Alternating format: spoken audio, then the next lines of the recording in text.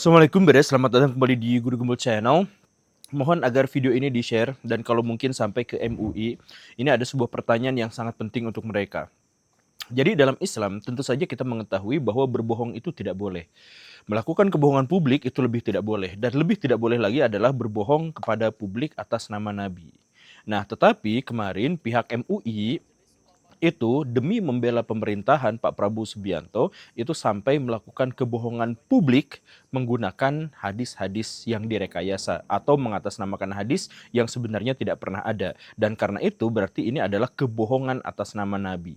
Nah, kebohongan atas nama Nabi ini tidak akan dilakukan oleh orang Muslim, apalagi ulama. Lalu bagaimana ceritanya ada sekelompok besar ulama yang justru malah melakukan kebohongan publik atas nama Nabi hanya demi membela pemerintahan. Baraya bisa cek pernyataan ini, baik dalam bentuk video maupun dalam bentuk teks. Silakan. Assalamualaikum warahmatullahi wabarakatuh. Terkait dengan pembelian sapi dari APBN oleh Presiden melalui Banpres, saya kira ini secara syar'i itu tidak ada soal, karena sebagaimana diriwayatkan oleh Imam Bukhari bahwa disunahkan bagi imam dalam konteks Indonesia untuk presiden membeli hewan kurban melalui Baitul Mal, ya. Dalam konteks ini tentu APBN untuk didistribusikan kepada masyarakatnya, sehingga korban dari negara untuk kepentingan masyarakat, dan itu tidak ada soal secara syar'i. Kemudian secara teknis sebenarnya kita juga bisa memahami sebagaimana anggaran negara melalui Banpres diberikan sembako, kemudian didistribusikan untuk masyarakat, dan ini tentu tidak ada isu. Presiden melalui Banpres kemudian membeli sapi, sapi didistribusi untuk kepentingan masyarakat, dan momentumnya adalah momentum Idul Adha. Tentu ini akan menambah semarak syiar Idul Adha. Jadi saya kira secara keagamaan tidak ada isu, dan secara teknis ini sesuatu yang justru kontekstual. Terima kasih. Wassalamualaikum warahmatullahi wabarakatuh. Nah, konteksnya adalah bahwa Pak Prabowo Subianto ternyata diam-diam tanpa sepengetahuan Menteri Keuangan telah menganggarkan uang 100 miliar rupiah untuk berkurban, tetapi atas nama bantuan presiden. Maka ini menjadi polemik. Lalu untuk menjawab dan meredakan polemik ini, kemudian MUI mengeluarkan sebuah pernyataan bahwa oh, tidak apa-apa, itu sah dalam syariat Islam karena ada dalam hadis Bukhari yang menjelaskan bahwa seorang amir atau seorang pemimpin itu boleh atau disunahkan untuk menggunakan uang Baitul Mal untuk berkurban atas nama dirinya sendiri. Nah, pernyataan itu diatasnamakan hadis Nabi. Sekarang pertanyaan saya, di mana hadis Nabi yang dimaksud itu?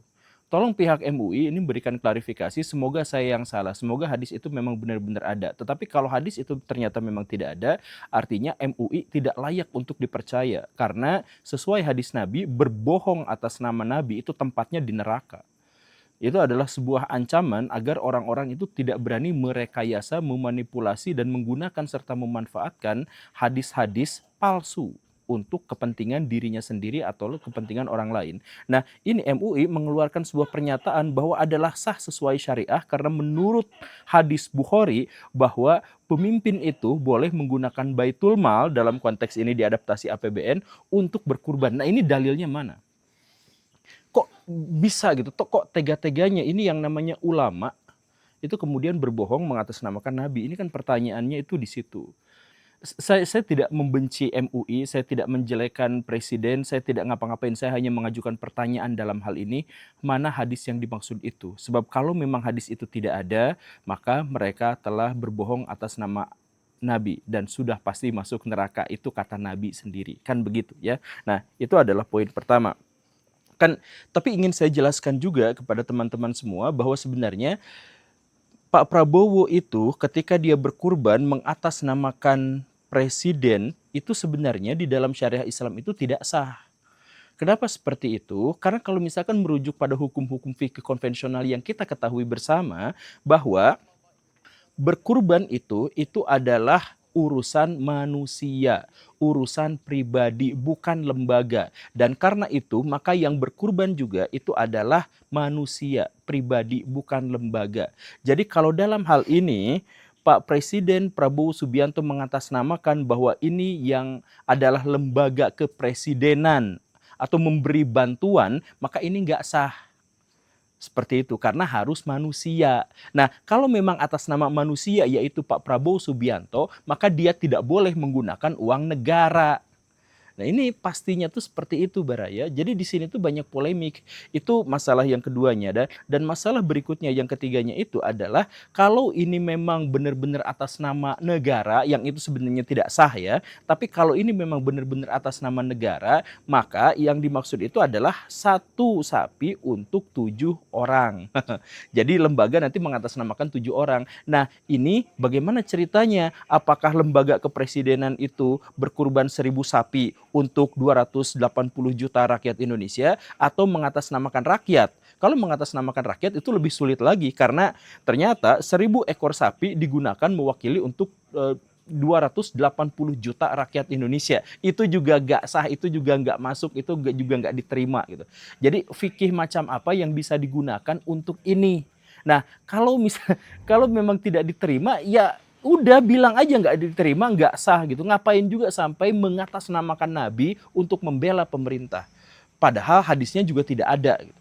Atau sejauh saya yang saya tahu itu tidak ada. Nah, ini PR buat MUI, please beri klarifikasi, berikan penjelasan kepada kami rakyat Indonesia, kok mereka berani untuk menyebutkan ada hadis yang seperti itu. Tolong tunjukkan.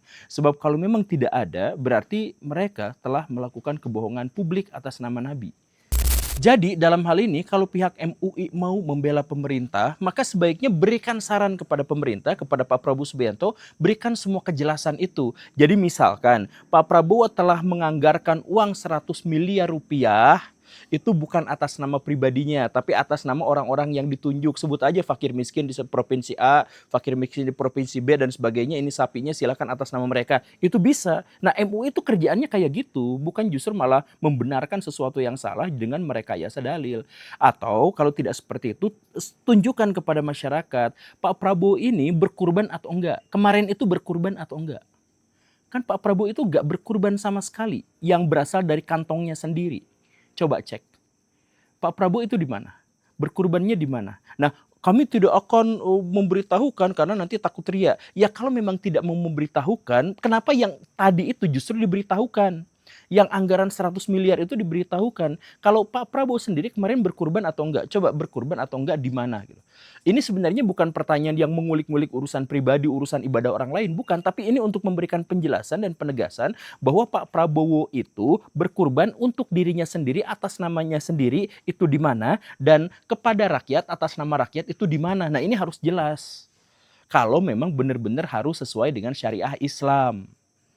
Nah, yang gini yang harusnya dijelaskan, bukan malah dibelain. Dan di luar konteks syariat Islam, ini juga sebenarnya bermasalah dalam hal administrasi negara. Karena begini Baraya, sebelum kita masuk ke administrasi negara ya, kita lompat yang jauh lagi, yaitu filsafat kenegaraan. Di mana ada beberapa peraturan. Yang pertama itu adalah urusan publik dengan urusan privat itu harus dipisah. Masalah publik dengan masalah privat itu harus dipisah. Dan karena itu anggaran untuk publik dan anggaran untuk privat itu juga harus dipisah. Kalau Pak Prabowo Subianto berniat untuk menjalankan ritual agama secara pribadi, maka dia tidak boleh menggunakan APBN.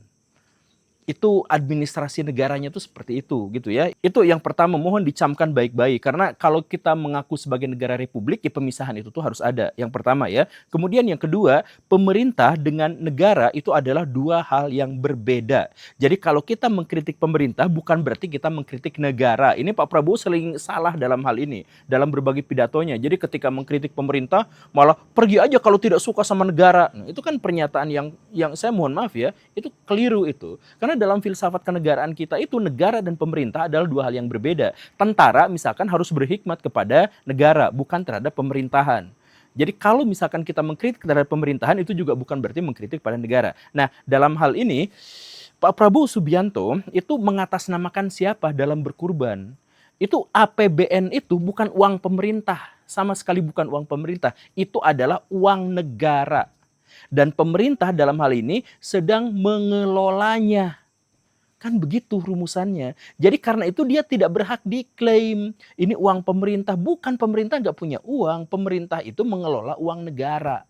Gitu ya, itu adalah hal yang nomor duanya. Dan yang nomor tiga, nah ini benar-benar terkait dengan administrasi. Kalau memang ini benar-benar uang negara yang dikelola oleh pemerintah, kenapa Pak Purbaya sama sekali tidak mengetahui hal ini?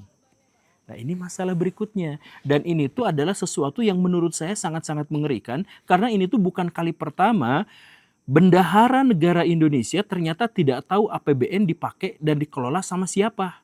Kan kemarin-kemarin sempat viral bahwa Badan Gizi Nasional itu menganggarkan uang sekian-sekian untuk kaos kaki, uang sekian-sekian untuk motor, untuk mobil, dan lain sebagainya. Dan ketika dikonfirmasi, ternyata Pak Purbaya tidak tahu bahwa itu tuh sudah dialokasikan karena dalam pengetahuannya bahwa dirinya sudah menolak itu. Nah, sekarang Pak Purbaya sebagai Menteri Ekonomi tidak tahu dan atau menolak anggaran itu tetapi tetap berjalan. Artinya yang megang uang negara itu bukan Pak Purbaya, artinya bukan kasir negara, bukan bendahara negara. Jadi siapa? Nah ini tanda tanya besar, jangan-jangan dipegangnya sama maling, jangan-jangan dipegangnya sama Pak Ogah, jangan-jangan dipegangnya sama PSK yang nongkrong di sana. Ya kan itu kan jangan-jangannya banyak dan ini tuh nggak tahu. Coba bayangkan negara sebesar ini yang megang anggaran tidak tahu siapa. Ini masalahnya besar, Baraya. Jadi dulu Pak Purbaya seperti itu, sekarang ada pengakuan lagi di mana Pak Purbaya bilang saya tidak tahu bahwa ada anggaran 100 miliar untuk bantuan kepada masyarakat atas nama bantuan presiden. Ini juga tidak tahu. Nah, jadi sekarang saya mohon maaf ya Baraya, sekali lagi saya tuh harus menjelaskan bagaimana kepada orang-orang bahwa saya tuh tidak membenci Pak Prabowo sebagai pribadi gitu ya. Tidak oposisi terhadap pemerintah itu tidak gitu. Cuman dalam hal ini saya tuh nanya, ini yang pertama secara administrasi negara, filsafat negara ini nggak nyambung dan ini tuh nir etika. Ini tuh gagal dalam etika, ini tuh bermasalah dalam etika. Kalau misalkan ini bawa-bawa agama karena ini menyangkut ritual agama, maka dalam agama Islam ini pun sama sekali tidak benar, sama sekali tidak etis. Dan karena itu MUI atau ulama manapun itu tidak boleh membelanya, apalagi dengan bikin hadis palsu atau mengklaim adanya hadis yang sebenarnya tidak pernah ada gitu. Nah ini seharusnya diklarifikasi. Mohon Baraya, ini saya beneran sumpah, saya tidak ngajak orang-orang untuk membenci pemerintah, enggak untuk seperti itu. Tapi saya tuh mendambakan sebuah jawaban yang transparan, yang sederhana seperti ini. Kan begitu ya.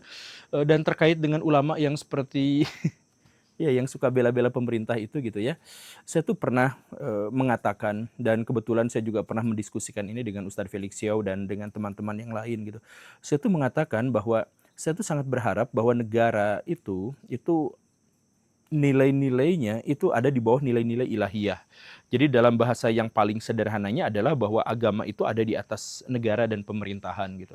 Bahkan di atas kemanusiaan gitu. Jadi kalau ada orang yang mengatakan kemanusiaan di atas agama, saya tidak setuju. Saya tuh berharap bahwa syariat Islam ditegakkan di sebuah negara, bahwa negara itu memang harus benar-benar sesuai dengan nilai-nilai dan pesan-pesan ilahiyah dan sebagainya. Saya tuh mengatakan seperti itu. Tetapi dalam bentuk relasi antara agama dan negara itu, agama disimpan di bawah pemerintahan, maka sekularisme itu jauh lebih baik. Jadi relasi agama dan negara, saya berharap agama itu di atas negara. Tetapi kalau di bawah pemerintahan atau di bawah negara, maka saya berharap bahwa sekularisme itu harus diterapkan. Karena apa? Karena kalau misalkan ada agama di bawah negara, maka dia menjadi alat legitimasi untuk membohongi orang-orang dan untuk memperkuat posisi orang-orang jahat dan tidak jujur. Saya berharap MUI dalam hal ini tidak menjadi bagian dari pihak-pihak yang saya wartakan barusan. Mohon klarifikasinya. Terima kasih karena sudah menyimak. Saya Guru Gembul. Assalamualaikum warahmatullahi wabarakatuh.